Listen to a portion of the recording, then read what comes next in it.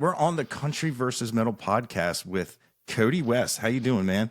You're doing fine, sir. How about yourself? Oh, dude, I'm doing great. I'm actually really excited because, like I always say, like when people say, like, who's like your favorite artist you found, you're definitely in that conversation every single time. Well, thank you, man. Thank you. Yeah, like I was the first song I heard Buried Alive. I feel like that was. Sorry, my main monitor just turned on. I'm gonna move you back over to my other monitor. I'm Okay. sorry. Oh, that's all right. Yeah, Buried Alive. We put that out. That was like the first single we released off of the album Circles.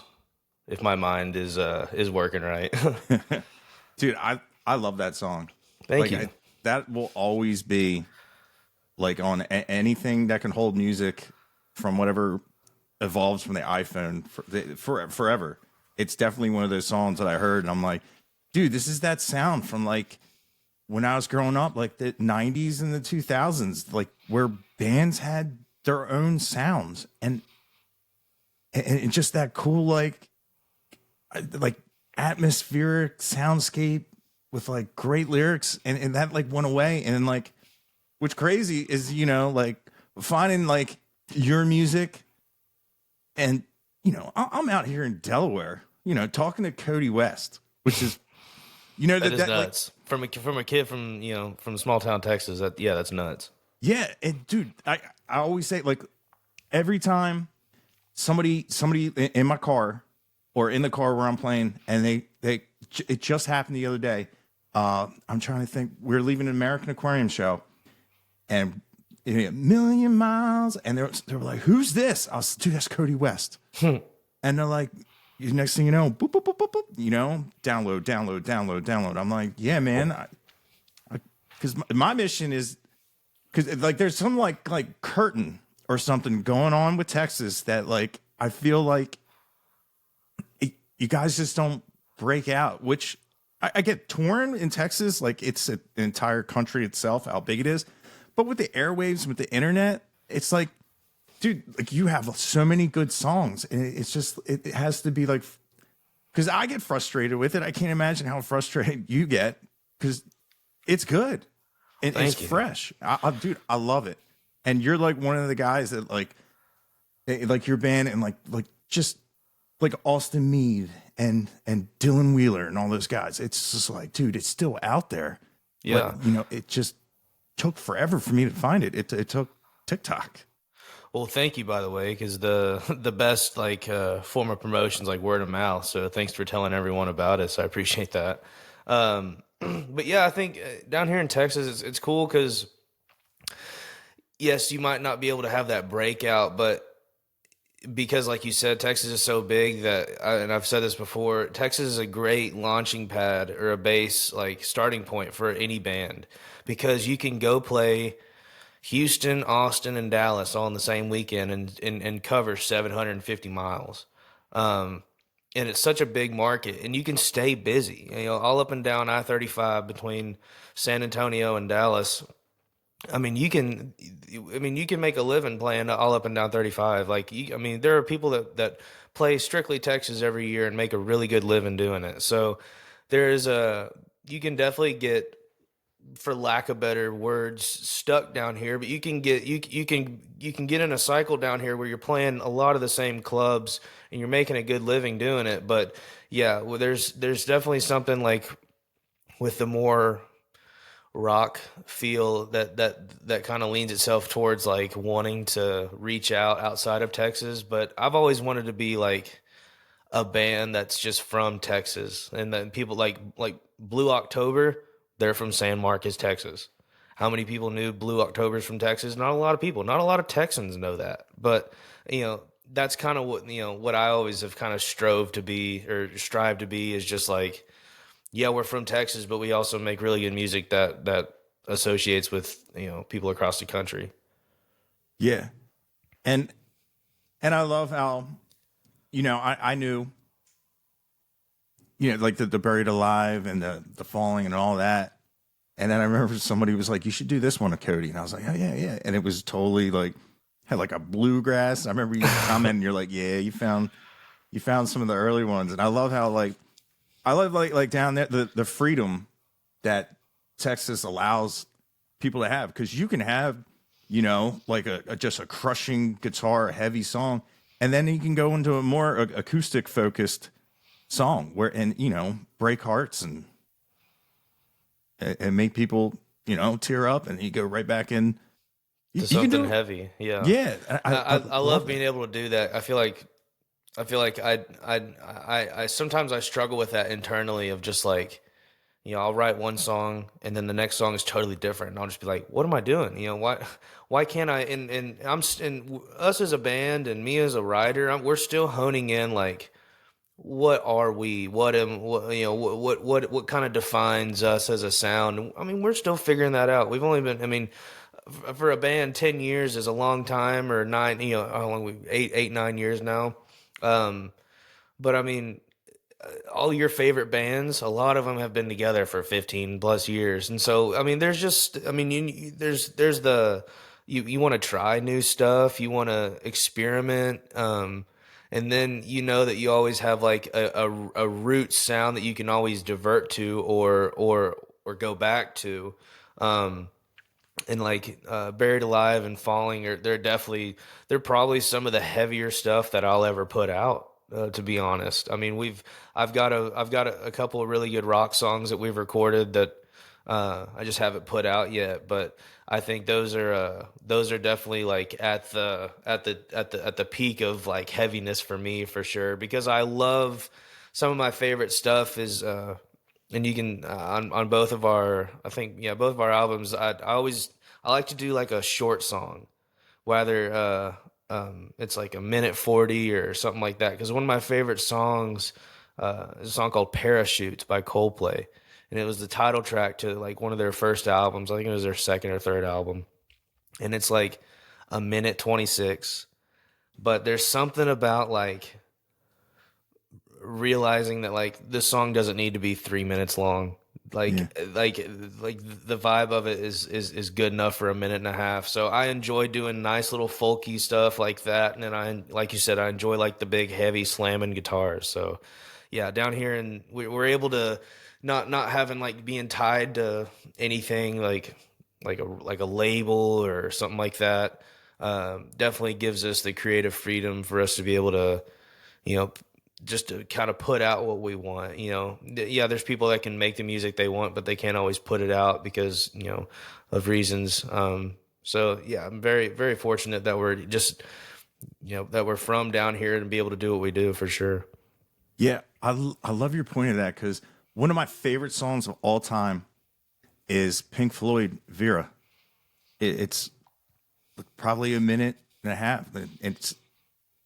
It has like no structure. It's just, And it's that 90 seconds has left what kind of an impact on you? Something that, yeah, that makes you think about it probably once a week, maybe twice a week, but it's still like, dang, that 90 seconds that they did is just insane. So it's I think it's cool when people do stuff like that and they take a chance like that, because there's always going to be the fans that like, oh, I wish this was longer. Why isn't, you know, why isn't this longer? But it's just like, sometimes it doesn't have to be. yeah, Sometimes, I mean, you can replay, you can hit replay. yeah, loop it.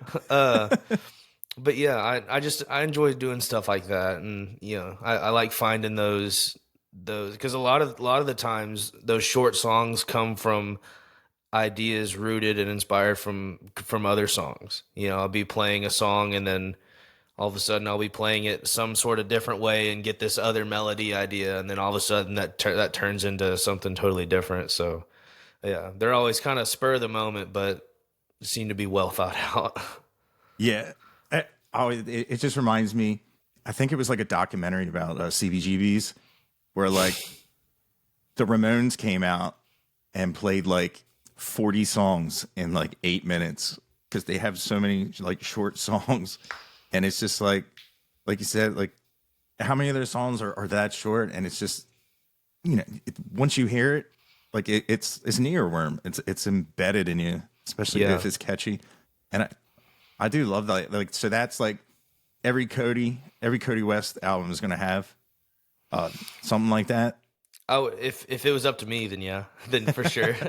But yeah, I would love to. I'd love to always have something, something small like that on every album as, track 6 or 7. That always feels like a good spot to put something like that. Maybe 8. Yeah. Just depends on, but I don't know. Yeah, but as an artist and as a fan of, and as a music listener, I enjoy when my favorite artists do stuff like that. So I try to always think like, what do I like when I look up to like my favorite people, or like what do I want to see? What is something I think is cool, and how can I implement that in my own career and to my own fans maybe. Yeah. And with like a short song like that, like when you think like, not like I'm a brain surgeon, but like neurologically, like if you're digging something and you're just singing it on stage and you stop, that creates like a friction. You know what I mean? And it's like, dude, what are you doing? And you can just shine them on and then be like, oh, if you like that, boom. Yeah. So it also like, do you use them as like a tool, like for like live performances? Yeah, for sure. It's always a good thing to do. Like, and typically what I'll do, like if we're playing a full band set, which is typically like 90 minutes or a little longer depending on how much I talk. Typically in the middle, I'll do like an acoustic set. So I'll do like 3 or 4 acoustic songs, depending on how long my guys want to take a break for. If they're stuck at the bar getting a drink or in the bathroom or something like that, I'll typically do like three acoustic songs in the middle of a set, and I'll people will typically know, because those are most of my short songs like that are acoustic. So when people see me up with my acoustic, they'll ask me to play those, and that's typically a good time to do that. If I can in my head go, what are the lyrics? What are the lyrics? What are the lyrics? Oh yes. I love how like I was listening to Jared Morris Vibe that you were on it, and you said you're just not a talker on the mic. Not typically. It's kind of weird, and like that's when I really have like a real profound respect for like stand-up comedians, because there's nothing else on stage. It's just them, you know what I mean? So like there's been times where I've definitely said stuff in the microphone and like I just look out, there's just zero flat reaction. So I'm just like, oh, I just need to shut up and tune my guitar and play. Hey, y'all do something behind me, you know what I mean? But yeah, I'm not typically a talker, but I mean, and I'm comfortable on stage. It's just, sometimes in between the songs, I just would rather jam out or something like that. I don't know. Yeah. Yeah, I got you. Now, like, seeing as you do acoustic songs that give your band a break, is there any songs that give you a break? Yeah, the last song of the set. We typically close our set with Million Miles. Okay. So like the first like minute and a half is like me introducing the band. So typically I'm just like kind of walking around on stage, not playing my instrument, just letting them jam out, because they do like a jam thing while I that's probably the most I'll talk to the crowd, is when I'm introducing the band. I'll list off bass player, guitarist, and drummer, and then I'll tell them who I am again if no one's been paying attention. But yeah, that's probably the time I get to chill the most. But yeah, there's definitely songs that you can relax more during. A lot of my tougher vocal songs we put towards like I'll do a somewhat tough song, either one or two first songs in the set to I warm up before a show, but probably not as much as I should, admittedly. But yeah, by song 3, 4, and 5, those are probably like the tougher vocal songs. So that's like, I know if I can do them early, I can do them, and if we save those towards the end of the set, my voice might get a little raspy or tired, or not be able to like hit some things that I normally would if I did them at the beginning of the set. So that's always like in consideration, but that's all that's just like all band stuff. No one in the crowd really ever cares about that. Yeah. Yeah, that's just, and like as a musician, like you probably know, like when you're thinking about like your sound and what you guys are doing, and then when you really sit down and you translate it to what the audience is experiencing, it's so hard to be like, like my guitar sounds good with that 200-pound full stack, you know. But, you know, you can get by with this sound. And if you feel like you're not doing good, but you just look out and they're like, dude, we just love you, man. You know, do you ever find like that's a hard thing, especially like when, like, obviously you care how you sound, especially your name's on the marquee, Sure. you know, everything. And it's such a hard thing to disconnect of like, man, everybody's having a good time, even though I may not be 100% myself. Right. Do you know who Wade Bowen is? Mm-hmm. I think over the weekend, I'm not sure when this is being released, so this might be a few weeks ago or something like that, for anyone that's listening right now. But Wade did a video of him like in a hotel room playing I don't know if it's a new song or an old song or something like that. It might not even be his song, I don't know. But he was playing a song and it was about like, you know, everyone here at the bar's having a good time. And yeah, I'm here doing my job, but like, you know, I'm the center of the stage. I'm the main guy. I'm singing, but inside, you know, no one's asking me how I'm feeling right now. So that it just kind of reminded me of that. But yeah, I mean, there's times where, you know, you're in your head about something, but typically when we're on stage, we try to let everything go and just, you know, just be in the moment and just be as present as we can, because, you know, for that 90, you know, hour and a half or however long we're on stage for is a pretty good break from reality. Yeah. Yeah. And I have to say, like, I am not a fan of live albums. And Steve was like, you need to listen to Kody West cover Mr. Brightside. And I've like held off on it. And dude, I literally like just listened to it and it's fantastic. Well, thanks, man. Thank you. It's because man, there's always it's not. And let me tell you, by the time because that was the very last song of that night, my voice was tired. Dude, it sounded great. I was like, I know I like a live album, and I'm like, man, I wish I was there. But just the way it was mixed, and obviously the performance was awesome. Thank you. The way it was mixed, like, it's weird. Like some live album, like, especially when people clap. People have terrible rhythm. Like when people are like, I'm like, no, don't do that. Because when I would be playing with people, I'm like, no, man, if I can hear them, it's gonna throw me off. Like, sure, yeah. It's never like a metronome type like click out front. And you always hear someone like, ah! If it is out front, it's a mistake and someone's getting fired. Yeah, but it's. I'm excited to listen to more of it. I was like, man, you know, I gotta, because there's just some things that I see and I'm like, man, and I should know better now, because, you know, I never listened to like country, and now obviously I found the better form of it, which really, really helps. But I'm like, I need to like go against what, you know, I traditionally don't really, you know, would go out for, because that's kind of like what the whole channel was. And it's funny, you know, because I was like, when's the last time I did anything on the like content with like Kody West? And I always realized like, it's always weird. It's like the more that I love a band, the more like I just listen to you because I want to. You know what I mean? Like, well, thank you.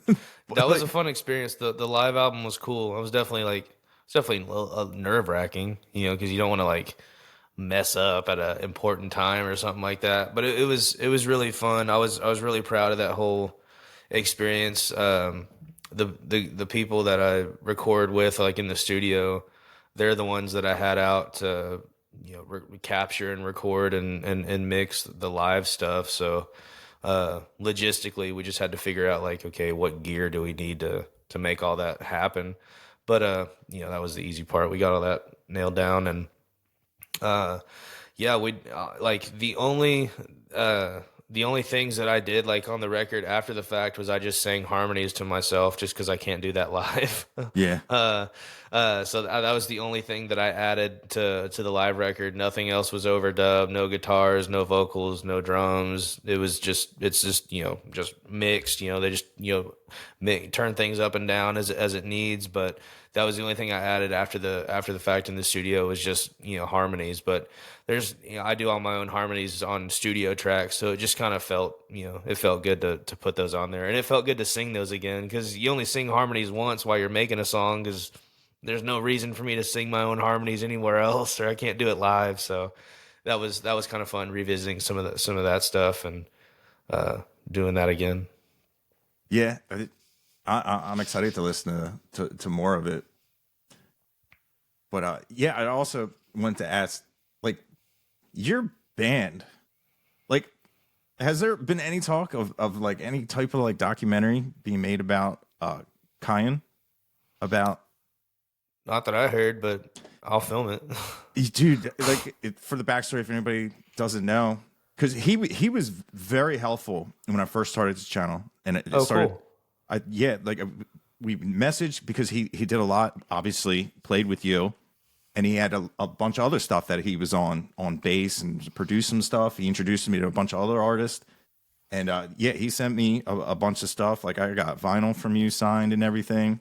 Nice. And for a while, we were going back and forth all the time, and then like it stopped, and I didn't see him on socials anymore, and and it was about a year, and he came and it found out he had lost 100% of his hearing. Mm-hmm. Now, like, when you get that phone call, what was that like a surprise, or did you know it was debilitating? It was rapid for sure. He was definitely, like, his hearing was going away, like, within a matter of, like, I would say like a month or less. I mean, weeks. I mean, definitely within 2 months. Like, it was very drastic. But yeah, it got to the point to where, like, it just, he definitely had to do something about it. So he went and got, went and got it all checked out. And I don't exactly know, and I don't even know if he really knows exactly the issue, but he had procedures done. He had the cochlear implants installed, which I'm very familiar with, because the schools I went to, it was a big, like, deaf program, so we had a lot of kids that had cochlear implants growing up in our schools. So he got that, and says it. I mean, can pretty much hear as normal. I mean, it's insane, the technology. And so, like, amazing. His eardrums don't work. So, like, we use in-ear monitors live, on stage, and if you put in-ears in his ears, it just doesn't do anything, because his eardrums just don't work. They won't receive the input. They won't receive the sound. So, he can still hear with the cochlear. So we put a wedge on, in front of him, a speaker, so that he can hear his bass. And then he has a couple of sensory monitor. They call them sensory monitoring, I think, is something like what they call it. But he has a thing on his strap on his bass that sits on his back. It's attached to his bass strap. So, but it sits like in the middle of his back, and it's connected to his guitar goes into this little thing, and then it goes out of it, obviously to carry the signal. But that also vibrates. It's like, if you've been, like, in a car in the back seat, and that has a subwoofer and it's just buzzing, rattling, does that in the same sense on his back. So it kind of vibrates as he's playing. And like, when you're playing bass, and people that might not know this, but when you play bass, like, if you hit the wrong note on a bass, yes, you hear it, but you also feel it, because the bass frequency, like, you can feel that you're playing the wrong note, because it just doesn't jive with everything else going on. So, and then he has, like, this pad that you just plug it in with an XLR cable, or from like a power amp. And then it's like you send, like, a monitor send to it of, like, his bass, and you can add, like, kick drum to it. But it's like a pad you can stand on. It's like 3x4, like a big plastic thing. It's pretty durable, because my fat self can stand on it and not break it. But you stand on it, and you play your bass, and it vibrates, and, like, you can. It's like a big vibration pad, and it's just like, it's nuts. It's insane. So he uses those two, like, those two monitoring systems so he can play along live on stage. But he knows the song so well that, I mean, literally he can play without listening. I mean, it's just, he as long as he knows when we start, then he can play the song just fine. So there's never been like a thought or an issue that like, oh, we got to find a new bass player, because it's just, that's not any reason to find one. I mean, he can do the job just fine. He's killing it. So I can't praise him high enough, for sure. Yeah. Yeah, that's incredible.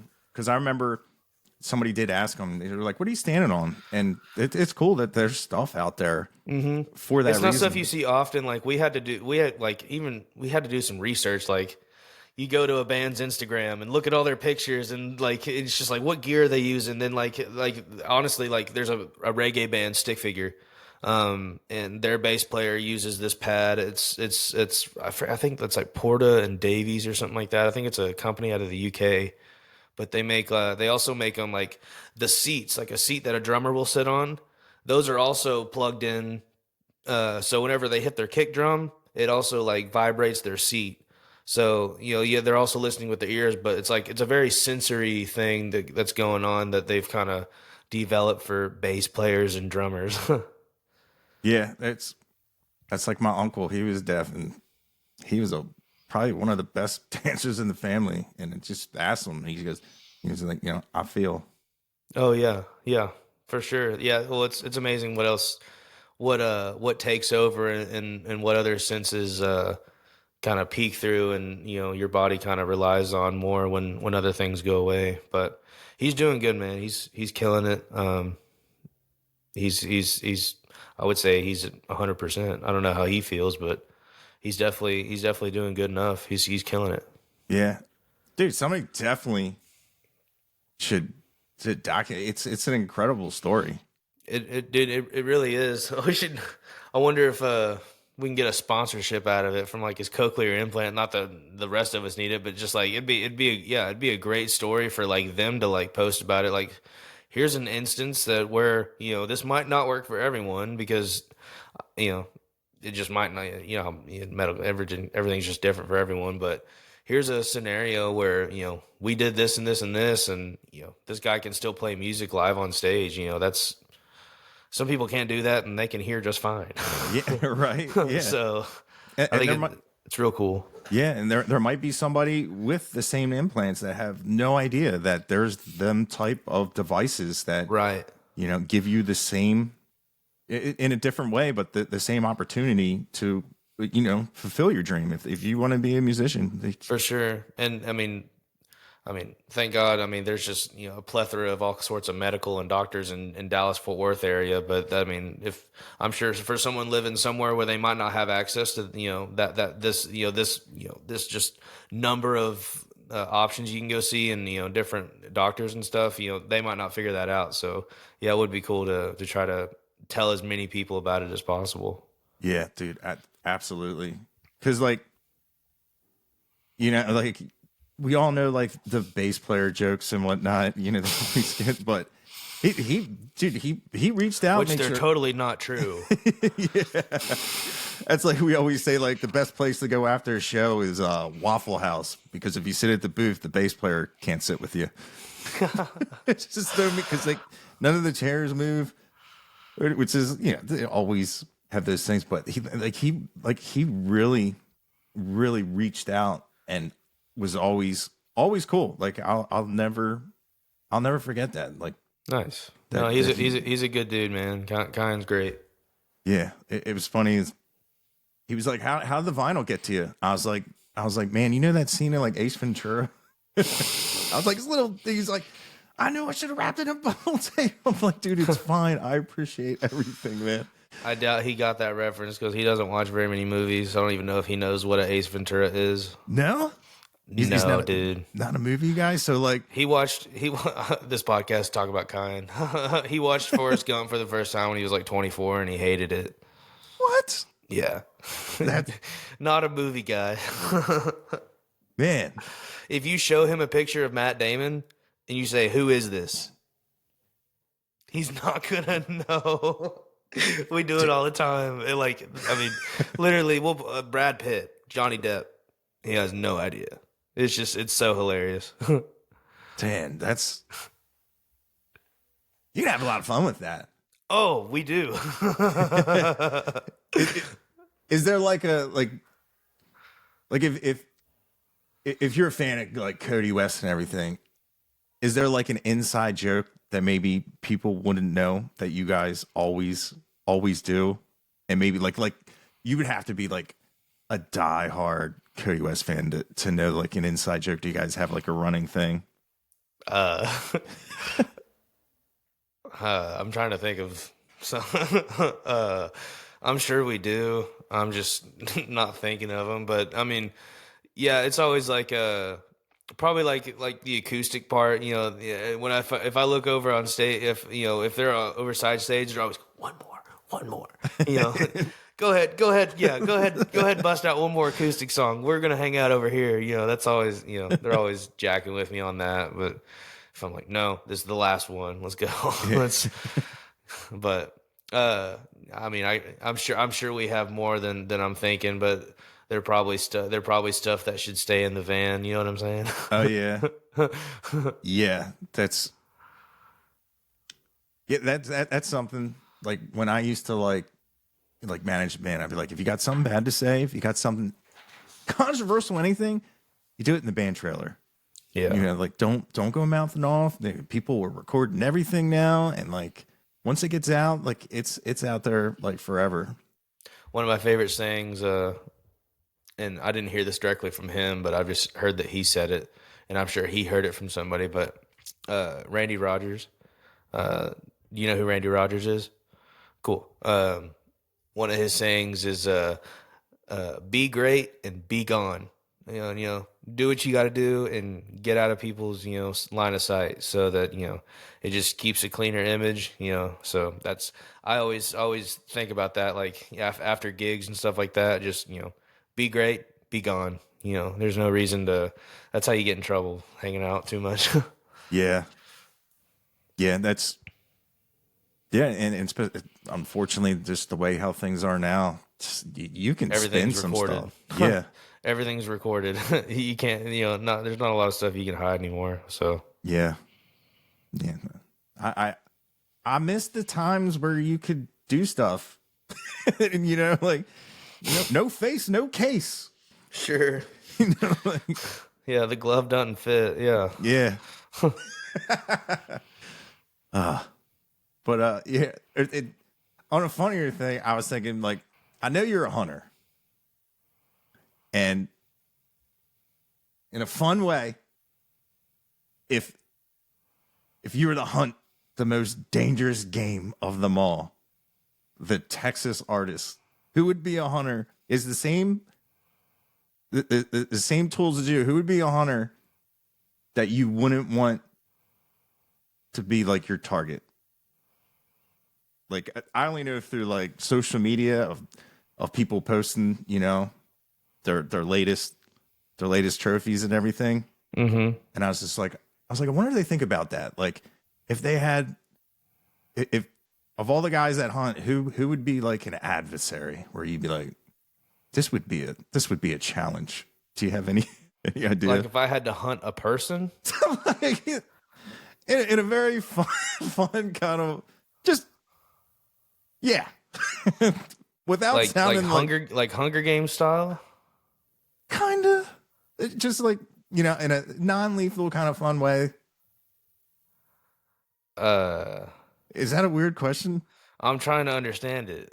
Like, yeah, like, you see like a bunch of like Texas artists are always putting up, they got their like Dylan Wheeler. Sure. Like hit Tony the Tiger the other day. Like, yeah, he got a big old cat. Yeah, big cat. And it's just like, I never really hunted. I was just wondering, like, well, you should do a bunch of hunting. You're in Delaware, right? Yeah. How's the bear population? Oh man, you would have to go in the mountains for some like black bear. I've heard it's crazy there.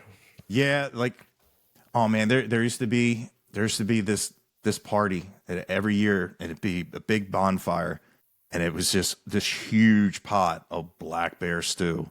And you can just fill up whatever containers you want. It was just like stew. yeah. Yeah. But yeah, got a lot of deer. For sure. I put those deer whistlers on my car, and I hit even more of them. I used to live by like a. Is that like that's something you put on your vehicle that whistles so deer run away from it? Yeah, mine. Nope, they ran towards it and were like, "Hey, let's investigate." And I've never even heard of that. Yeah, it's like stuff you put like underneath your car, and it's supposed to keep it. It don't work. But yeah, I lived right by like a nature preserve when I lived. But I don't. Yeah, I mean, but to answer your question, I don't know who I would hunt, but like my favorite, like we can talk about like my favorite like hunters like that are also artists down here in Texas. Have you ever heard of Colton Moore and the Clever Few? Oh, dude, I love those guys. So Colton Moore is like a real deal like outfitter. It's like if you want to hunt something and you definitely want to kill something, call Hunter and or call Colton, and he will he will put you on some great animals if you can afford it. And it's just like also getting to like where I mean, it ain't no easy task getting to where those animals are. You also have to be able to like physically get there. It's not just like going and sitting in a blind or it's pretty tough stuff. But yeah, Colton Moore's a super big hunter. Obviously Co Wetzel's a big hunter. Parker is a hunter. Yeah, Dylan Wheeler, he gets after it for sure. My favorite hunting though is turkey. Springtime turkey season is like my absolute favorite. Because I don't know. There's just something about it. It's just so much fun. You're not just sitting there waiting on something to come in to a feeder or come down a path. You're actually like spot stalking. You're making a call. You're listening for the turkey. They could be that's at 3:00 that way. Let's start walking that way. And then you call again, and then all of a sudden they're at 9:00. They've totally switched directions on you. So like turkey's like my favorite thing to go hunt for sure. So I'm getting ready for this spring. Yeah, I play with a guy, like he has a song of just pretty much because he's gone for like the last 20 years and he's never got one. He may have got one. I don't know. To me, he will always be a terrible turkey hunter because that's just how you rag on your friends. Hey, it's not easy. That's why they call it hunting, not killing. Yeah. But yeah, that's it. Yeah, I just never. I never got into it because, like I said, like I always. It's all. I mean, if you don't have like, I think also it's just like it's not that you wouldn't have ever got into it or people that it's just about if you grow up and no one as a child and no one older than you that you're around like goes and hunts or takes you like you're probably not gonna get into it and at an older age unless like you become friends with people that do it often. Like I'm sure like in the corporate world. There's a lot of people that grow up hunting and there's a lot of people that don't. And then when they go on some like corporate hunting thing, which that happens a lot here in Texas, these big corporate companies will, they'll rent out a ranch for a weekend and invite all their employees to go down and go hunt or something like that. Which is a huge market down here in Texas that people do. But, there's just, if you didn't grow up hunting, then it's probably not something that you do often, but, and I didn't like do it religiously growing up, but I did it enough during deer season. Our football season always overlapped deer season, so I didn't really. On the weekends, we were still playing football, so I didn't really get to go hunt a lot in high school. But middle school, we did a lot of hunting, and then after high school, I've definitely picked back up on hunting for sure. Yeah, some people just find it very therapeutic. Mm-hmm. I could see how that would be as well. As long as you're on a space where you're allowed to be. Yeah. Then it's not therapeutic. Then you're stressed out if you're somewhere you're not supposed to be. Yeah, that's why a lot of the members of my one band were felons. Poaching. Hey, and those felonies, they don't take those lightly for sure. Those aren't felonies that get overlooked. If you do anything game warden related or you shoot the wrong animal or you're somewhere where you're not supposed to be, that is big trouble. That it's, Oh yeah. I'd almost say that's, sometimes you can get more trouble doing that than you can drinking and driving, Yeah.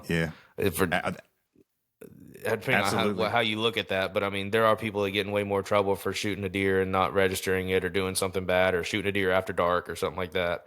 That, absolutely gets slammed. Yeah. Yeah. You don't want to mess with them. Mm-mm. Yeah. It's just like yeah. It's same with like all wild, like fishing and stuff. You just big no.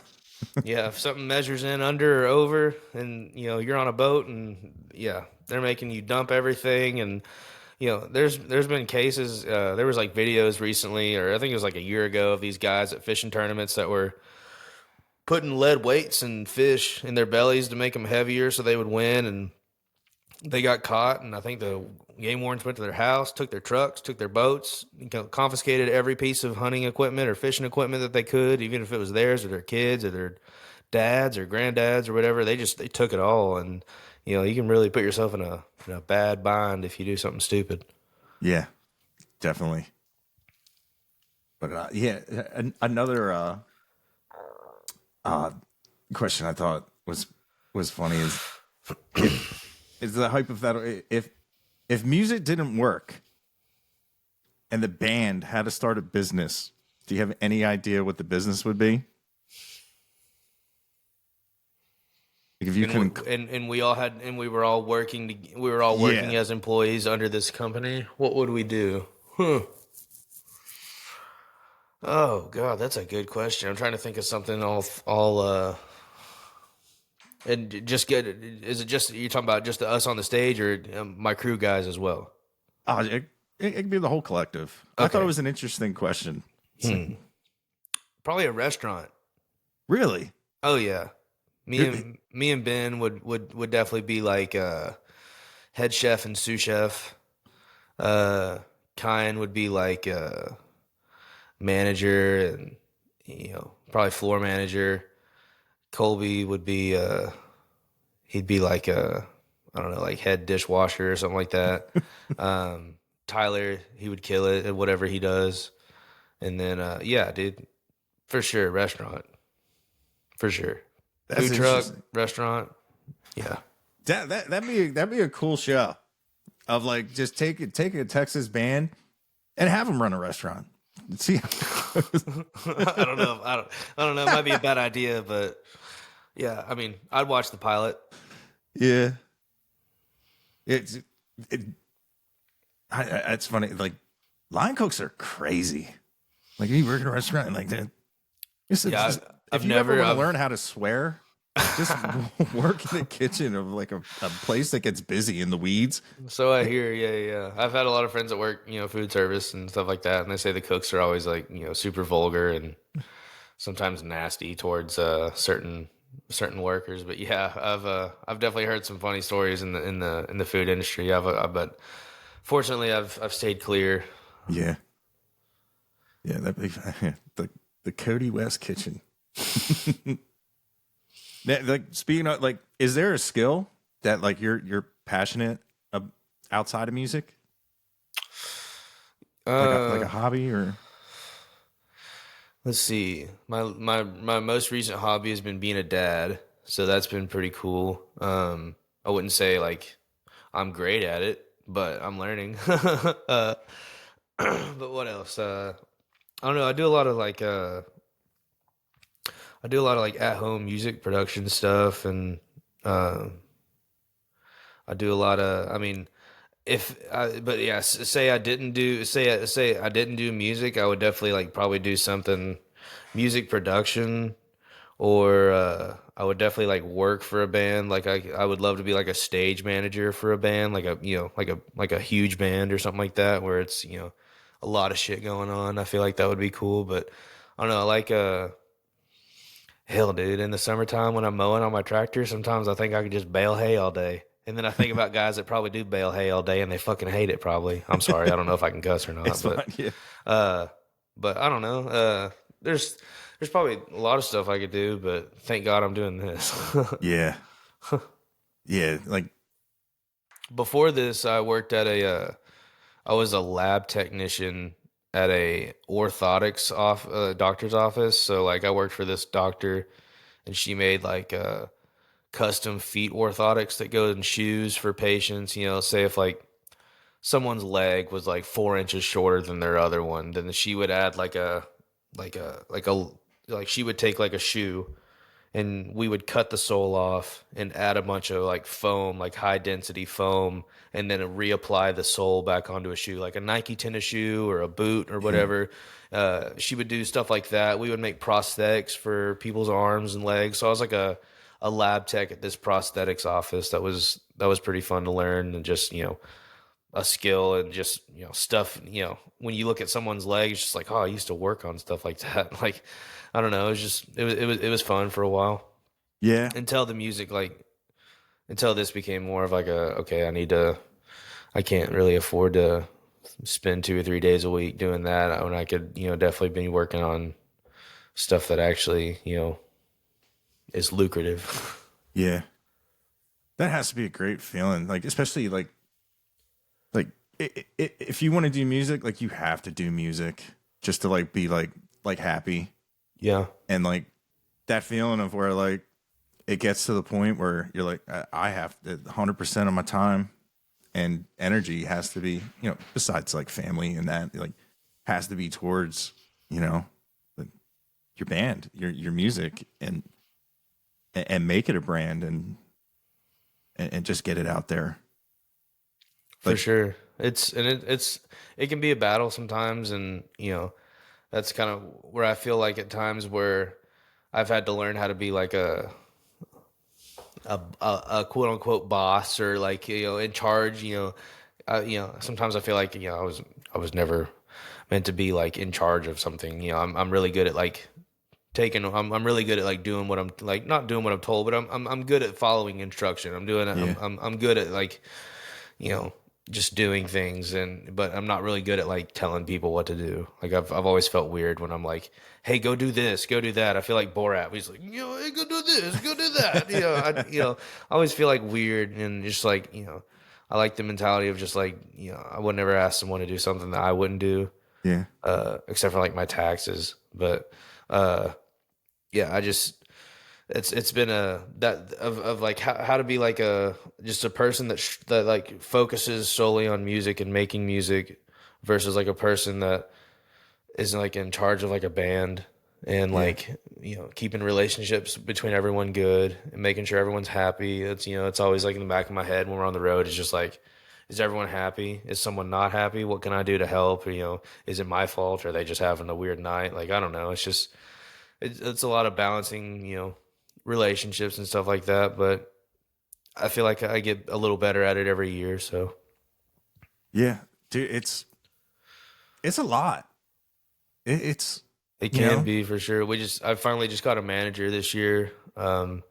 So that's been really nice so far. I mean, since January 1st, and what we're in March right now, or February. I don't even know what month it is, February. But it's been really nice, you know, just like having someone to like help out, make plans, you know, and Yeah. then, you know, when you hang up on that phone call, you know, someone else that is also thinking about it and helping, and, you know, what's the best case scenario? What can we do to promote this better? How can we, you know, I don't know. It's just nice to have another, you know, a group of individuals that you can bounce ideas off of, and, you know, other than just, you know, because we still do make a lot of decisions, you know, in band and between us, but having a group of people that can, you know, fight for us also Yeah. is nice too. So Yeah. It's nice to like be able to like turn that part of your brain off for a little bit, and not so worry that I about it. can focus on, you know, what's the next lyric I want to put in the song, you know, what's the next chord I want to go to, what's the next song, so that I'm not worried about, you know, God, did we upload this next week of show? Is next month's shows in bands in town? Are they on the website? You know, are we posting enough about, you know, this show or that show? Sometimes, you know, it's nice to not have to think about that kind of stuff, and just worry about like, how am I going to get to this bridge Yeah. from the chorus? You know, yeah, that's a lot easier for me to think about, and I'd rather think about that. But, you know, I've been doing this, you know, 7 or 8 years now by myself, so it was a little. I was a little apprehensive on handing over some reins, of a position, that I've had a lot of control over. But I mean, it's not like I still don't have control on it. I just have, someone that also knows how I feel or how I would feel about something or what my decision probably would be. So it's just nice having someone to go to bat for you. Yeah, and dude, it creates a buffer. You can tell your manager, pull him aside and said, "I want you to tell this guy this." Yeah. And when if it happens to be like called in the sight of the public, they see them doing it, even though they're conveying a message from you. You can still just like there's a lot of stuff. Like say there's an issue at a venue here in Texas or across the country that we play at often. And maybe I have a relationship with a guy and it's just like, hey, I'm not going to be the one to tell this guy that, hey, we're not doing this tonight. It's just, that wasn't agreed upon. Don't try to get us to do something extra that no one signed up for, that you're just trying to throw on us. So yeah, it's nice to have someone else to say, hey, no, that's not happening, because it's just not how it works. If that's something that you wanted to do, then we should have talked about that in advance and beforehand, but don't throw this upon someone, like kind of like a flash mob type deal, and because that you're probably going to get what you want, because he doesn't want to look like an asshole, or he doesn't want to like come off as a dick or something like that. So yeah, we're gonna get, it's nice to have someone else to be like, no, it's not happening. It's this is what you get. This is what you're getting, because this is what we do every night. And if this is good, I don't know. Don't get me started. Yeah. Have you had like been surprised by something before that it just sure. I mean, yeah, I feel like every month there's some new venue that is very new to booking bands, or maybe they don't know anything about it, or they're just getting into it. So they'll say something and it's just like, wait, you understand that's not how it works, right? Like sometimes you have to like kind of hold people's hand through stuff, which is fine. I mean, we don't have a problem doing that. We're very nice and cordial, but I don't know. It's a business when it comes to everything. So, I mean, you just got to pick your battles. Yeah. I can just remember the one show we did. It was Kentucky Derby weekend, and they said they were going to have like a jockey contest. There was, all these girls with the fake horses, and I guess, they were going to just something, a dance or something, and have people clap, and just a little fun contest. And I remember the lady came up to me, she goes, if I told you to play like porn music, do you know what I mean? And I was yes, I watch a lot of it. I know exactly what you're going for, lady. I've wanted to do nothing else in my life. I told her, I said, listen, I know absolutely what you want. And I was like, I've been waiting for someone to ask. Like, I had a song called like That Groove. And it's like, so I started playing that. And like, you see like the jockeys lining up. And she's like, all right, bring out the horny horse. And I was like, what? And this dude runs out in this like horse mask and is like grinding up on everybody. I'm like, what? I did not expect this. And I was live at the time, and all the comments were like, dude, what is going on? What is going on up there? I'm like, I have no idea. I'm just going to play this wah pedal. I was like, man, I didn't see that coming, because it like busted out of the like the side room and came running out, and I was like, Jesus, that's crazy. Yeah, now that you say that, we played some gig, and like they didn't tell us, but they were like, okay, before y'all show, we're gonna do a wet t-shirt contest on stage. And it's just like, you mean 2.5 feet away from our drum set? Yeah. You're going to have you're going to have a wet. No, we're going to do it on the ground in front of the stage. And because we're not risking our livelihood for, Tammy to get her, her shirt wet so that, Joseph can fucking have a good, I don't know. It's just, yeah, there's just little things like that. But yeah, the wet t-shirt contest, that was a fun one. They ended up just doing it in front of the stage and not getting our stuff wet, so that worked out. Yeah. Yeah, it's like when I made a video about like people throwing stuff, and I'm like, I don't think people realize like all that like beer slinging, like electronics do not like liquid. Yeah. And like, although our stuff survived a damn tornado, dude. like it was like a legit. Yeah. I don't remember this. Like I can send you pictures like after the fact if we need to, but we played this festival in Oklahoma, and literally sound check looks like the most calm, sunny afternoon. And then it hits 4:45 and it just looks like the Wizard of Oz outside. And literally we're on stage getting stuff off, and I guess the county sheriffs and the fair executives, they run over to us. They're like, get off the stage. Because they're worried about lightning hitting the stage while we're on it. And I just remember this one guy yelling, get off the stage. Lightning is hotter than the surface of the sun. It's just like, why are you yelling that, 60 feet across this field? Like, what? We're getting our guitars. I don't know. It's just very strange, this stuff. He decided like that's a great factoid, sir. Yeah.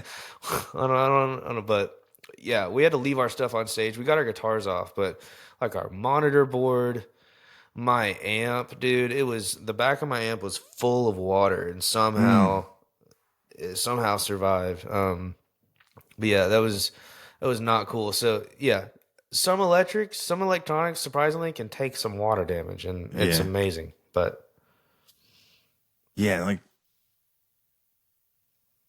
I'm trying to what would I grab first? It would definitely probably be the guitars. Yeah, because we were all in a guitar vault, so we just rolled it off down the ramp into our trailer. But I definitely should have grabbed my amp. We probably could have gone without that shower. Yeah. But literally the stage had I don't know, the walls of the stage, it's an 18-wheeler bed or trailer that folds out into a stage, and then it has, the back of it and the two sides make up like the three walls. All that was blown over. Part of the stage collapsed, like where all of the backline gear was, like the production company that brings all the stage and the big PA. All of their gear literally fell off the wings. The wings collapsed. The wings are like where everyone keeps like their stuff on the side stages. Those all collapsed. Thank God our monitor board wasn't on the wing. There wasn't enough room, so it was like on the stage, on the deck. So it survived, but it was insane the amount of damage that was caused. Yeah. And where was shelter? Was there a place where... In our van. They told us to leave. And we had... when we got there, we pulled in, we backed up to the stage. I unhooked my trailer from the van because after sound check, we were gonna go to the hotel anyways, and because it was this was summertime. It was literally it was probably 100 degrees outside. It was hot, so and all the amenities were low. So yeah, we just got in the van, and then they were like, y'all have to leave. The storm's coming. Y'all got to get away from the stage. And we ended up just driving to this, we're on the way to the hotel, and the storm hits hard. And so we pull off at a gas station, get underneath the canopy of the gas station. And we're just sitting there going there's no way our stuff on stage is good right now. There's absolutely no way. Our stuff's getting ruined. And obviously the show got canceled. I think the next night, Giovanni was going to play, and they had to cancel their night because the stage... basically fell apart. I don't know. It was nuts. It was not a good experience, but thank God that's only happened once. Yeah. Dude, that's crazy. You have no idea what you're going to come back to. No. And sound check was nice and sunny. Yeah, it was hot, but yeah, there was no one going hey, we have a category 900 tornado on the way. Or I don't know. It was just insane. It was no one had any indication that was coming. That wasn't even like no one from the festival was saying anything. Like you would have thought they'd be looking at the radar, and yeah, we should probably be looking at the radar as well. But it's not our job to make sure that the weather's okay for today. That's Yeah. Whatever. That's nuts. I couldn't imagine, because you fall in love with your stuff. Like you have a sound, and especially when you find your sound, like. And and you find like the gear that helped make your sign, and it's just like, yeah, you don't want to ruin that, you don't want to lose that for sure. Yeah, and you can get like the same amp, and it'll sound different. Can't. Not the one I use. Oh, what do you use? Is it? So you ever heard of matchless amps? Mm-hmm. It's a Samson era Chieftain. So it's like a 1997 matchless Chieftain. Yeah. So I mean, there's other ones. I mean, you could probably find a couple of them out there, but so what I did is I got the neural quad cortex. Do you know what that is? Yeah. I took a quad cortex and we modeled my matchless. So I have a digital file of it. So that's what I'm about to switch over to live, just for. I just feel bad about dragging that amp around the country. I'd rather take a electronic box, that sounds just like it. And if that breaks, I can order another one tomorrow and then upload that file onto it. And then boom, I have my amp again. So that's what I'm going to start doing live, just so I can keep my amp at home. And, maybe in the future, if we get more, if say after every show, I had a guy that his only job was to take care of my amp and make sure it gets packed up nice and neat and doesn't get rattled around every night, then sure, if I'm Dave Matthews, then yeah, I'm going to bring my real stuff, because someone's going to care for it every night. Yeah. Not that I'm not, but you know what I mean? It's just for sake of touring, it's definitely easier just to run a digital rig. Yeah. But I've ran analog the past 6 years, and I'm just now getting into it, but I value my stuff, so I'm just going to save it and keep it at home. Yeah. So, dude, matchless, they're expensive.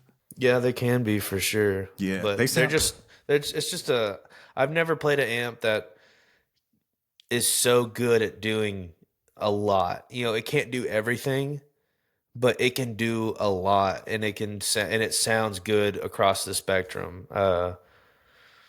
Yeah, it's a great amp. I love it. Yeah. I got to, it was like one of the first times, like I was going into the studio, guy he said, send me a list of everything you want in the studio. And I was I did like the Airheads, like outrageous stuff. Like I was like, there's no way they're going to find this, that, and this, like Bogner Uberschalls and Bogner Ecstasies and all this. They showed up with a truck, and everything I had asked for was on that truck. And you were recording? Mm-hmm. Yeah, we're in Nashville, and they were just like, hey, for whatever guitar sound you want, let me know. And they showed up. It had every single thing I asked for. You play guitar as well, and you were in what bands were you in? Nothing big, but probably the biggest name I ever played for was I played guitar for Brian Martin. Okay, I don't know if you know Brian, but the rest of the bands, they're just, the one band did pretty good. Like we won like a lot of like the state contest and everything, and Battle of the Bands. It's funny. Y'all were out of Nashville at the time. You lived in Nashville? No, just traveling. Oh, we had y'all were out of Baltimore or Delaware. Sorry. Yeah, and our friend had a record deal, and he had time. He said, "Hey, I want to record your EP." He said, "I do it for free. Just pay for the engineer." I was like, cool. Yeah, let's go." Nice. And yeah, they really hooked us up. And Matchless is on there. He showed up with a Matchless. Nice. But yeah, that was the first. They're first cool. time. Yeah, they sound great, and they look good too. Yeah, there's the glowing Matchless. Bad Cat. I think Bad Cat is also something to do with Matchless, maybe as well. I don't know. Someone is probably going to scream at me through the phone, going, "No, you're wrong." I know a Bad Cat, the name, but I don't really know anything about them. They're good amps. They have a similar the logo is it's like a clear logo, and like that warm yellow light bulb kind of shines through to illuminate it. It's this similar look, but just different brand. Yeah. Yeah, I see. Like, I don't ever know, like, when I'm listening to you, what parts you're playing. Because, like, matches is Typically, if you're listening with speakers, anything in the right speaker is going to be me. Okay, that's cool. That's cool to know. Typically, because, like, the way that in the studio, like, when we pan guitars, pretty much anything in the left is going to be lead guitar or Ben, and then anything rhythm is typically going to be right. I think that's how we pan it. But I mean, there's also center stuff as well. But if like when you listen to the live stuff, I think that's all panned. So like when you're like say you're watching us live and you're looking at us, my amp would be on the right side of the stage. So I think the audio is probably my guitar is going to be panned a little bit to the right, just to kind of give it like the experience as if you're looking at the stage. So, yeah, when you listen to that live album, anything on the right side, guitar-wise, is going to be me. Cool. That's cool to know. I should start asking more people that. They might not even know, but No, now is that like you like to know stuff like that? yeah, that's nerd stuff. Most guys, don't even bother with like trying to learn or understand stuff like that. But yeah, I like to nerd out. Yeah, dude, it's like I know like Josh Serrato. Mm-hmm. You know what I mean? Like to be able to like, you can get how many calls? Like, hey man, you want to go out on tour? He produced Million Miles. Okay, yeah, I kind of remember hearing that in a conversation. Him and Ben Hussey, they were in a band together called Six Market Boulevard. Mm-hmm. Back in the day, they had a studio together, and yeah, we recorded Higher Ground, our first EP, and then the album Green we did with them too. So yeah, Josh is awesome. Yeah, it's funny. He always sends me messages, but we just never connect because he's on a lot of stuff I listen to, and he's always sending. He's like, man, let's talk about how we can get you recording in stereo. I'm like, all right, let's meet up. And I went to a bunch of co-shows this year, and I was cool. I was texting him. Where did they play at around your area? Yeah, they played in Washington D.C., which was like, it's not that far. The traffic is terrible. They tell you not to drive there. I've only driven there once, and that was for a gig, and it was. From what I remember, it was rough. Yeah, we had just left New York City, so it was just like bad traffic going into more bad traffic. Yeah. Oh my God, driving a trailer across the Washington Bridge or driving in New York with a trailer it's a nightmare, especially if you're in Times Square. Literally, we're in my van, just looking around, just going, whoa, like this is nuts. You just hit your horn just cause you just add to the noise. You just honking your horn for fun. But yeah, driving into New York, especially at nighttime, like the way we did, it was, never been there in my life. I've just seen pictures and just seen like, it was like driving into the internet. Yeah. Everything's a screen. Every building has a screen on the side of it that's a moving billboard. So it's just, I don't know, it was insane. It was pretty cool. Yeah. We were there for like 26 hours or 27 hours. Like we weren't there very long, but enough to walk around and see a little bit of it at least. Yeah. It's funny is New York is like less than 2 hours away from me. And my buddy was like real excited. And he goes, hey man, dude, he goes, did you know New York City is like an hour and 45 minutes away? I was like, yeah, I go there quite a bit. And he's like, I thought it was 5 hours away. I'm like, no, dude, like, why don't you try leaving the state every once in a while? So if you want to go to the city, like, are you driving into the city or like, what is your, like, how are you getting there? Because obviously I know like once you're in the city, driving around and like moving from place to place is probably not ideal because it's like a very like walkable. Everything's pretty walkable. Yeah, I would take the train. You're taking a train from Delaware to New York. That's cool. That's Yeah, cool. and then I would just jump on There's the a train metro. here in Texas that goes from Dallas to Austin. But if you drive Dallas to Austin on 35, it's like 3.5, 4 hours, depends on how fast you're driving. But this train takes like 8 hours or 9 hours, but it's like 25 or $30 or whatever. So like people do it, if you have a day to kill, it's definitely not your quickest method of transportation, but I've always wanted to ride that train just because I thought it'd be cool just to see like, where's this thing go through, and I don't know, it'd just be cool. But taking a train in New York that from Delaware, that seems very New Yorkish. Yeah, well, I work for the railroad, so I Oh, ride for cool. free. You So, still do that? mm-hmm. Oh, cool. Yeah, it's just I could see like there's a bunch of, I don't know what it is about like doing all these videos, finding like guys like you and like Austin Me and Geo and all, like, man, it's like it's right over Philly, because Philly would be like the closest place like I would go, and it's just no one is stopping in Philly. That's Except for like crazy. American Aquarium. There's a bunch of venues, and they have like I've seen Tanner Ossery, Muscadine Bloodline, and all. And it's just, Those two guys right there, Gary and Charlie, Muscadine Bloodline. Oh my God, those they, guys are so good, yeah, so good. I did an acoustic show. It was me. It was called what was it called? It was called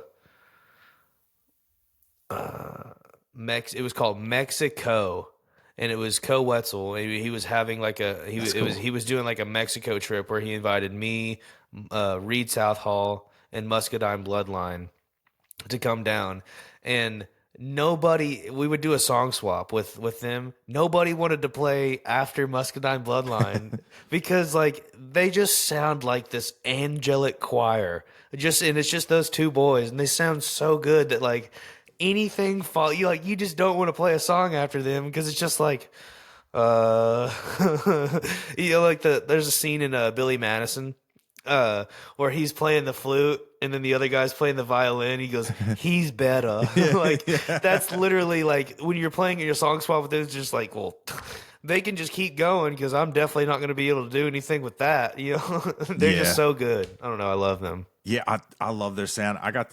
I got to see them right before they went on tour with Post Malone, and it was their album release like party. Yeah. And they crushed. And Dude, when I saw that they were doing that, that made me so happy. I was just like, yes, yes. I don't know. I just got so pumped when I saw them doing something like that because like they deserve to be on. They just deserve to be on a stage that big. They deserve for that many people to listen to them play every night. Like I don't know. It just made me so happy when I saw them have an opportunity like that. yeah, dude, like it's just the way how their just voices go together. It's very rare for me to like find a band that like you love each singer the same. You know what I mean? Yeah. A lot of times you like you'll favor somebody. That's just kind of how like the human condition is. Like you know what you like, but it's just like I don't mind who's singing. Like they're on point too. And I got to hang out with them a little bit. And Cool. We stayed in the same hotel when at Mile Zero, and I was like, yeah, I'll probably, once I saw them play live, I was like, this will probably never happen again. They'll just be so swamped and so, what Randy Rogers was saying, be out. Be great and be gone. Yeah. Yep. Oh, that's right. Because when you get that big, can't just step out and say hi to people and be like, oh my God. Yeah.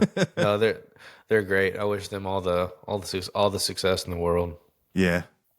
Yeah, it was really cool. We took a picture together, and they like had it on their phone, and I was like, man, I want one too. I was like, hey, could you please send that to me? They're like, oh yeah.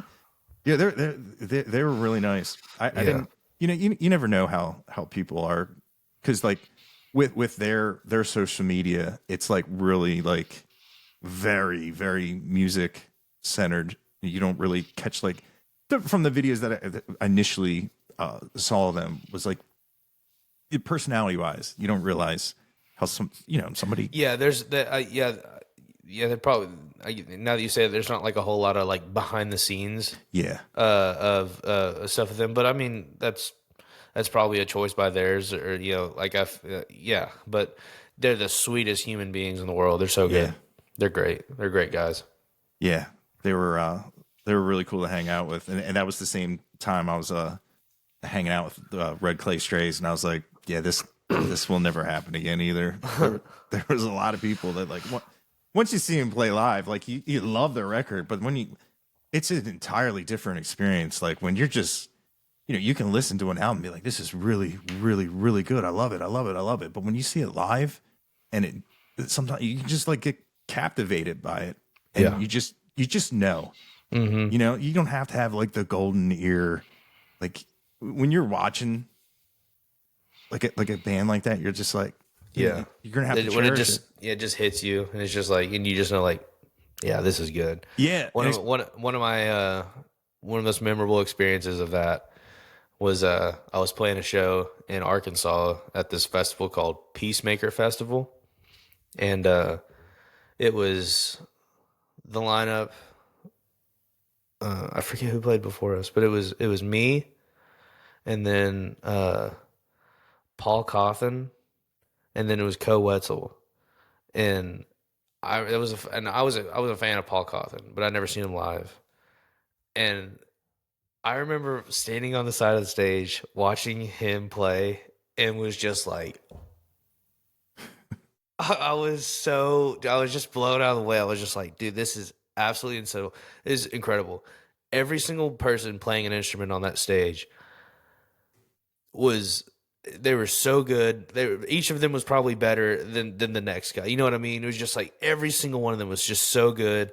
Paul was just up there, just the absolute most swag in the world, just owning, just the most confidence. It was, I don't know, it was just so cool to see, because I was just not what I was expecting. I was just expecting him to go out there and just play his songs and do his thing. He just had a whole, like, he just commanded, dude. It was so cool. Yeah, that was like this kind of same instance. I was just like, this is it. This guy, this band.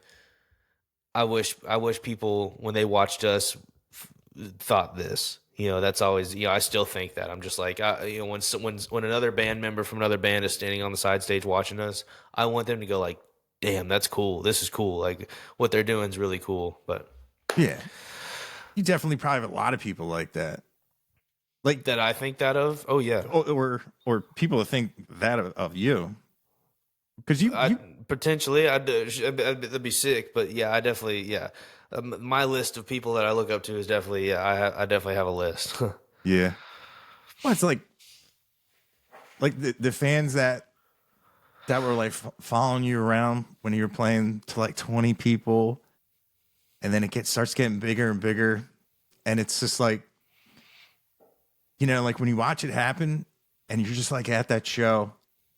And it's just like a weird feeling, like, even though like may not know you personally, like you have to think to yourself, like, once you see like your favorite band, like, they're going to make it. You're just like, they're not mine anymore. Yeah. Like, yeah, I definitely know what you mean, for sure. Yeah, when you find that thing, is just like, oh, this is so good. Like, I want to tell everyone about this. But also at the same time, like, next thing you know, you're going to look up and this guy's going to have 1.5 million monthly listeners on Spotify or something like that. It's just like, oh, that was overnight. But I was glad I was there on the ground level. I'm glad I was there, to witness something cool, for sure. Yeah. I enjoy seeing those moments though. 'Cause I mean, as an artist, it's gotta be so fulfilling. Like, when you just have like that, when I feel like when you just break through that gate of just like, I don't know. It's just got to be a good feeling, for sure. Yeah. Yep. It is crazy. Like just listening to music and like just like following a band, how like how like a relationship is like born, but not like in like, it's just a weird thing, like especially like when I find like, it's like you, for example. Like when I heard that and like I was doing like big numbers, I get like I care. You know what I mean? When I see that, and I'll do like an excerpt of one of your songs because I'll try to keep it like, time down. Sure. Is where, they say they want to be a long form content platform, but No, people get bored in 3 seconds. yeah. And so when I try to do like a minute clip or like 45 seconds and it doesn't take off, I'm like, come on, man. Because on my end, like I love like when you guys see like, oh man, 60,000 people. Like at one point it was like a wildfire. Had like 60,000 views in like no time. And that's when I was like, man, yeah, and because it benefits me because the bigger you get, the less I have to drive to see it, Sure. Bigger opportunities. That's what I always tell people. I'm like, dude, I was like, I wish I could be that tape, like, and it blows people up because like, it monetary value for you guys is better. You make more money, more markets. And like I said, like, y'all can come up here and I could follow you. That's how like, Co doing the what was that, Damn Near Normal tour, I believe he called it, and that I think with that's I got to see Dylan Wheeler a bunch of times, Nice. Treaty Oak and Co. What'd you think about them, about Dylan and Treaty Oak? Oh, dude, Dylan Wheeler is He's one got of my some pipes on him, don't he? dude. That he's another one where I'm like, come on, man, like this dude is 100% raw, incredible, and he's a great hype man. Oh yeah, he opened up all the shows. You want to talk about a funny guy off stage? Like he's one of my favorite people to be around off stage, just because Dude. when you're sitting next to him, like you're just sitting next to him, he's just gonna say something funny, and it's I don't know, it's just those are the hangs I love. Dylan's a great hang for sure. Dude, I love those guys. His whole band's it's. Yeah, just Dylan's great, but he's got a good crew behind him too, and that makes it real enjoyable. When you go play a show with a band and everyone in their group, everyone's cool, everyone's friends. Like, yeah, that's the fun. Those are the fun shows for sure. When your friends are playing before or after you, and that's when it's cool. Yeah, I love those guys. I got to hang out with them a bunch of times, and like you said, like even like Shiloh, their media guy, awesome. Yeah. And yeah, like one of the few people I messaged for Happy New Year's was Brock. Like, yeah, I love those. His dude, it's funny is I was like, let's film some with Dylan, and I was like, just go walk up and say hi. I told my friend, I said, go walk up and say hi to Dylan, and then she goes, Mr. Wheeler, I would like to say hi. And he turned around, he was like, hey, nice to meet you, Kenny Wayne Shepherd. I thought that was pretty funny. I didn't get to hang out with any of the Treaty Oak guys. We were supposed to coordinate something, but it didn't happen. No big deal. They rocked. They crushed. They're good boys. They're good guys. And I was having a conversation with this guy, and he went on the bus, and I was like, "Who's that?" And they're like, "Oh, we thought you knew. That's Cody's drummer." I'm like, "Oh no, I didn't know." I probably would have told him how good he played tonight. Huh. But it's funny. Well, you talk about a Co's drummer. He comes from the metal world. I'm surprised. You ever heard of a band called Fit for a King? Mm-hmm. Yeah, he pretty much started that band. That was a band he started out of Dallas. Yeah, the one venue they played at. I don't know if it was just like. Some of these, like my buddy was saying, like there's something about the concrete, the old concrete they used from this area that it just has this like, I'm probably reconnaissance of just how the way it just bounces the bass back. And I was kind of like high up in your area. Yeah, it was at the, I think you pronounce Santander Arena, and it was just like his bass drum just was like, and like Mason's bass was like where it makes your like heartbeat along with the music. Just that thump. I love that feeling. So that's what that thing I was telling you about on Kyan's bass strap, that's what it does. It basically it does that like times 10 to him while he's playing, so he can so he can like feel what he's playing, I guess. Yeah, dude, that's stuff like that's awesome. That's like that. What Sennheiser makes that like metronome or pulses, and you can sync with the whole band. Yeah, I've seen we've never tried them out, but I have seen those. Like drummers will put them like on their arms, you know, where they're drumming it. You know, it's constantly pulsing. You know, Yeah. zip, zip, zip, zip, zip. I like the videos of when their click goes out in their in ears and they have like their tech tapping them. Yeah. It's super important. Like if everybody else has a click and you don't, Oh, for sure. Especially as a drummer, like I could probably get by without a click in my ears live, but I do start.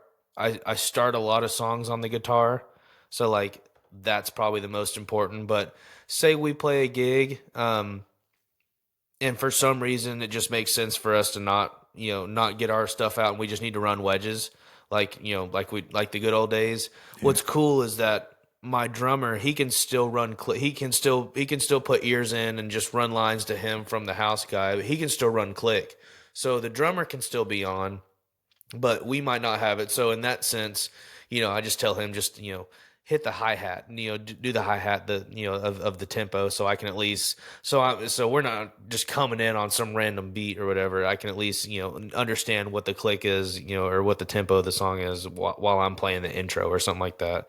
Because for some reason, I don't know why it turned out this way, but there's a lot of songs where I play the intro, and I have a lead guitarist, and for some reason I'm stuck with the intro. Which is fine, because I don't need to be playing any solos. People think I'm good at guitar, but I don't play, so I can't. There's a fine line that I know that I'm not over, that I hug. I hug that line of being great at guitar. I'm just good. that's funny. It's I see a lot of people like that, where you just know, like, they don't want to step out the box, even though people are like, "Come on, go, go, go, go, go." It's like, no. If I step out of the box, everyone's gonna be like, "Okay, back to the other guy." Like, have you ever played Guitar Hero where you start sucking and everything, ding dong bang, boo, everyone's booing? I don't know if you ever played that game, but if you start sucking at Guitar Hero, the game lets you know. Yeah, dude, I can't play that. Like, I was at a party. I remember the first time I'd actually played it. People are like, dude, like you said, they're all booing, and I wasn't getting any. And I'm like, this is not how the song goes on guitar. I couldn't get it out of my head. And I'm like, give me a real guitar, I'll play the whole thing. And they're like, whatever. Through the fire and flame. God, the Dragon Force. Those guys. But yeah. It's like the OG Polyphia. Yeah. I don't know.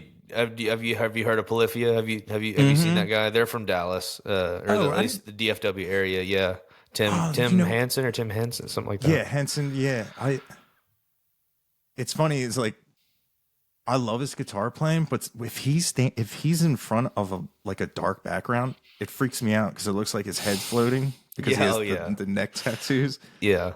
But yeah, he's and that stuff, like, even as a guitarist, like, that stuff is definitely cool. He's playing. It's hard, and it's hard as fuck. I mean, don't get me wrong. But there's and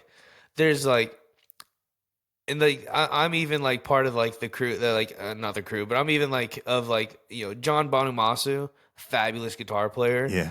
But it can get a little stale because there's no bends. There's no like, he's just note. There's 100%. No like, but it takes a very special guitarist to be able to do that. It's a very polished style.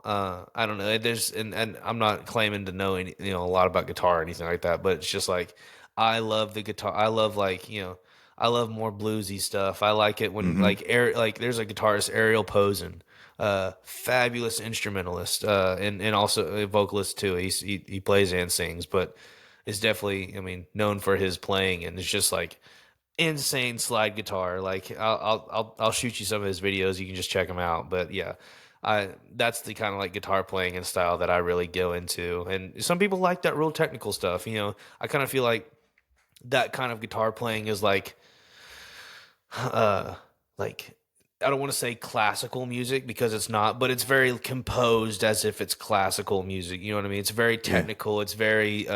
It's very musical to the book. There's not a lot of deviation in things. You know, everything's very, well, we're in this scale, so these are the notes we're playing. And, you know, I don't know. It's just not my forte. I respect it. I love it a lot, but, you know, I'm more of a, I like it like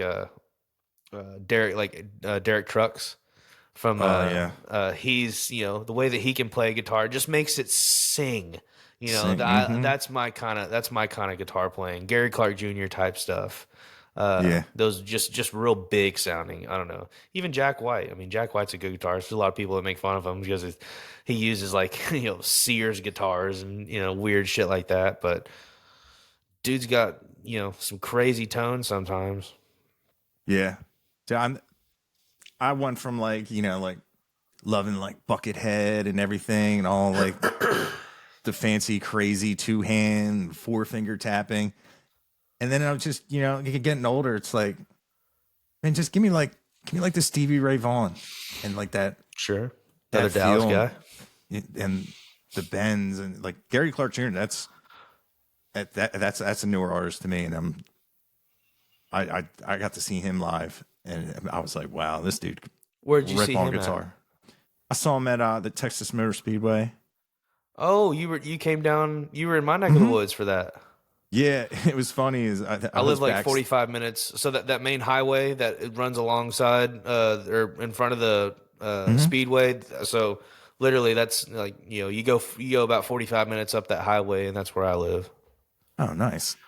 Yeah, that was cool. That was cool. I'm pretty sure his room was like right next to the hotel room we were staying at, and I just remember like we were backstage, and they came. Where did y'all stay? Where did y'all stay at a hotel close by, or y'all probably closer to the airport? I would imagine. Believe Courtyard. It had a shuttle. It was a fantastic setup. Oh, okay. One in the morning. They might have built a couple of hotels close to it. I'm just trying to picture and envision where hotels are around there. Yeah, I think it was it's funny is like I only went down there because Giovanni, you know, we were all hanging out and he says, this is where you have to go. It's not announced yet. You need to go. And I'm like, all right, I'm there, guys. Then were you there for all the nights? Didn't Zach Bryan played as well, right? Mm-hmm, yeah. Cool. Yeah, I didn't realize I was like pretty much hanging out with his dad. Like I was like, who's this guy in the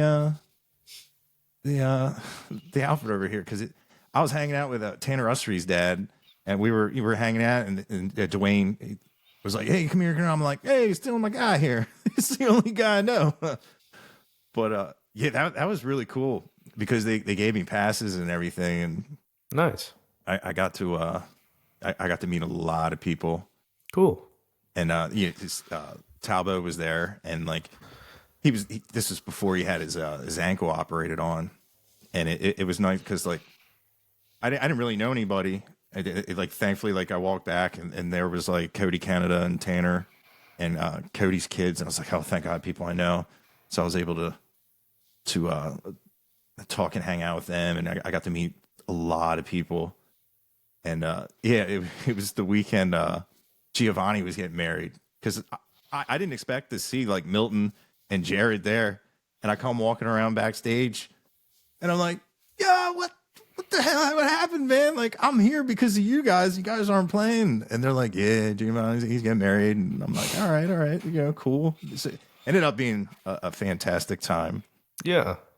But yeah, it is cool because like I get to like really get my Texas music. Was that your first time down here, or had you been to Texas like previously in your life before? No, that was the first time. Oh, cool. I didn't expect it. Like the flight said like 4 hours. It was like 2.5 hours. I was like, like have the lady next to me. She goes, "Did I get on the right plane?" And I'm like, dude, I hope so. Yeah, like they scanned the QR code. You know, I was amazed, and even the way back, it was really cool. Like I was like, man, like I could fly out here and fill in for a show. I'm like, for sure, people do it all the time. Yeah, I was That's I mean that's I do love being out of the Dallas Fort Worth area because it is so centrally located. So like I have a gig in May that I have to. It's like a private gig. I have to fly out to California. I'm literally flying out that morning and I'm flying back that night.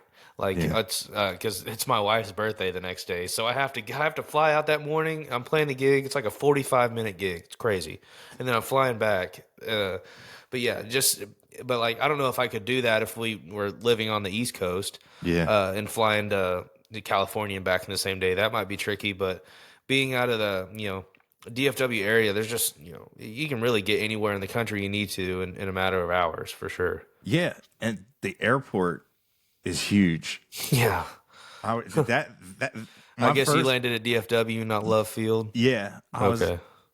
Yeah. Steve was like, oh yeah, it's got its own post office because I've Post never. office, police station. Yeah. I think it has a hospital, but I know it has its own like fire squad and shit like that. It's crazy. Yeah, so like sometimes I'll just stop at the Philly airport to go to the bathroom because it's like right off the road. Like that thing it had like gates to get in and out. I'm like, pfft. Although airport bathrooms can be rough. Yeah, that's true. Everyone's traveling. You I don't prefer know what. Air Canada. Yeah, I don't know about that one. You might end up upside down. I know that's just Delta. Yeah, well, yeah. It's funny. Like I'll take my motorcycle through the airport to jump the the speed. They got the big speed bumps on it. Oh wow. Yeah. I probably shouldn't do that. That's it. Probably. You're not hurting anything. You're not hurting anyone. There's people would just be like, "What is this idiot To drive doing?" through the Dallas airport, there's like a toll road that goes through it. So like you have to drive up to this gate and it opens up and lets you go through, and then charges you like $8 by the time you get to the other side. Oh wow! So you try to unless you're going to fly out, you don't want to drive through the airport unless you just absolutely have to because it's gonna charge you. Yeah, that's it. That was my first when they say everything's bigger in Texas, that was my first yep, this is big. For sure. Yeah. The thing about Texas is that there's just room to spread out. So it's like you go to a city like Houston, and Houston feels like it has 2 or 3 downtowns because there's just like within I don't know, it just I'm not from Houston, but I've been there enough over the past 10 years or so.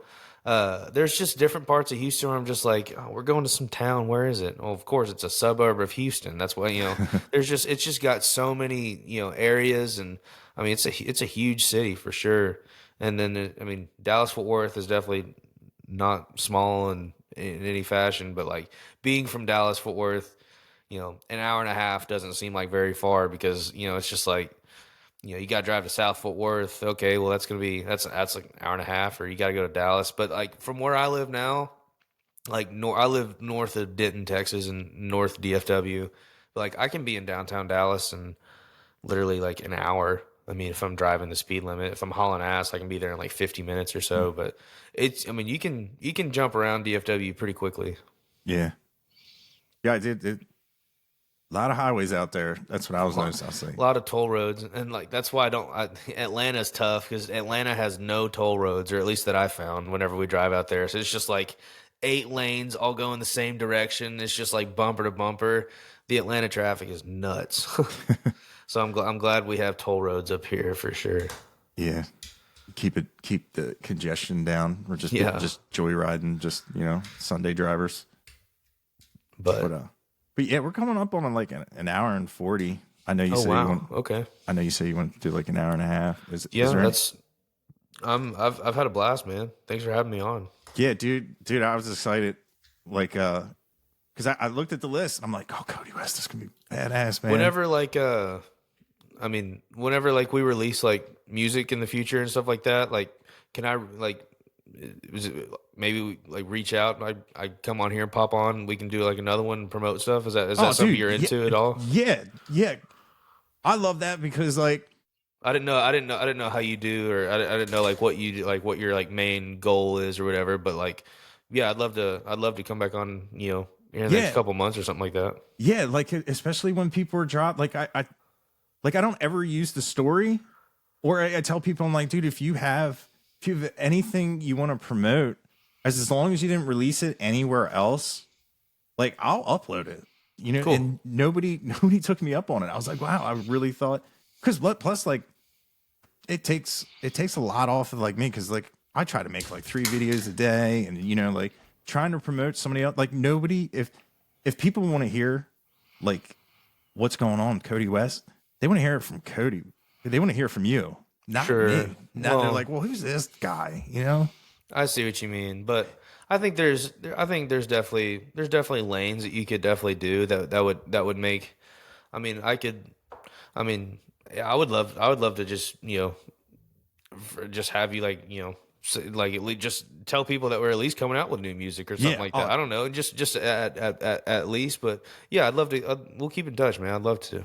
Yeah, dude, I am down. That's what I want the channel to do, is to help badass musicians like yourself get this stuff out there, and make it more popular, because it deserves to be heard. I absolutely like love your music. So yeah. Well, thanks, man. Anything I can do to ever help, you just send a message. For sure. Well, man, I appreciate you having me on, and thanks for taking the time, and thanks for talking about Kind with me. And that's cool that you know that story, and that's cool that y'all been in touch, man. Yeah, it's like an incredible story. It's with a happy end. Like, man, I couldn't imagine. Yeah, for sure. The happiest of endings, because we're still rocking out as if nothing ever happened. So yeah, it's amazing. It's yeah. I wish I had like the words to put, like, because I know like if I lost like fingers or anything, or my hand, like I wouldn't. You're taking a part of my soul if I couldn't play. For sure. And the take is here, but it's so glad we come to a part where we can supplement, and still he can still just be that bad dude on that bass, 100%, man. 100%. Yeah, I hope somebody picks it up and does like a documentary special on it, because it's definitely it's inspiration. It's worth other people hearing, for sure. Yeah, for sure. Yeah.